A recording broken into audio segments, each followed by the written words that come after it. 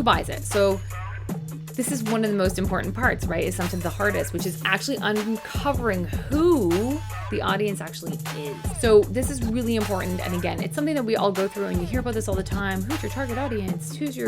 Think of your avatar and put her picture up or his picture up and la la la. Like, I don't do that. I just think it's a bit much. But I do think it's really important to know who your target audience is.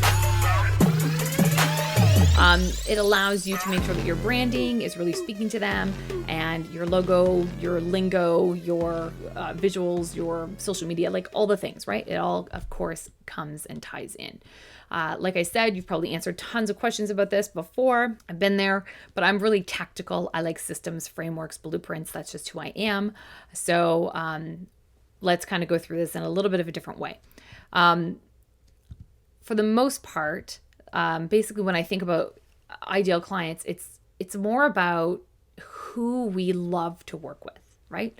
So often I find with brand new businesses, well, people will say to you, you have to know your target audience. You really got to know exactly who your avatar is. Sometimes you don't know. Sometimes you think it's this person and you start going after that person, that type of person, and you're like, oh my God, this is the worst. I hate these people. These people suck, right? So it totally happens. So, well, yes, I do think you want to have some general idea. I think as you start working with people, you'll find people that work really, really well for you, and, people who don't work so well for you.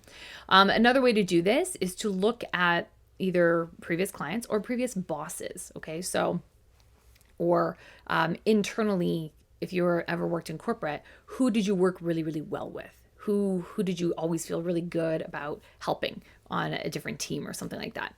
Why was that? What was it about working with them that felt really good for you? Did they respect your time? Did they respect your opinions, your expertise? Did they pay you on time? Did they pay you well, right? All of these things are important.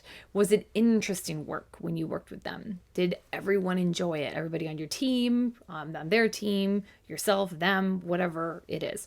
So start thinking about it like that, and you'll start to find some themes that are going to start to, come out for you. Another few questions just to keep things focused for you is, we do want to understand what motivates them, right? This ties hand in hand with number one, which we already talked about.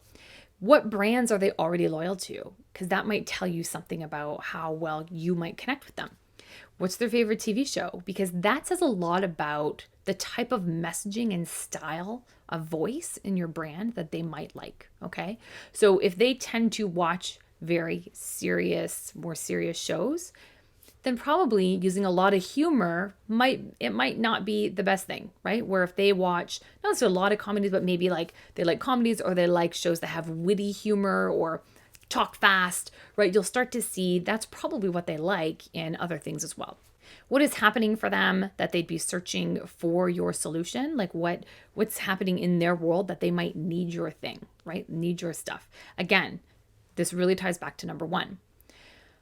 So those are some additional questions you can think about when you're trying to figure out who your target audience is. So, okay, amazing. Thank you so much, you guys. I appreciate you for being here with me.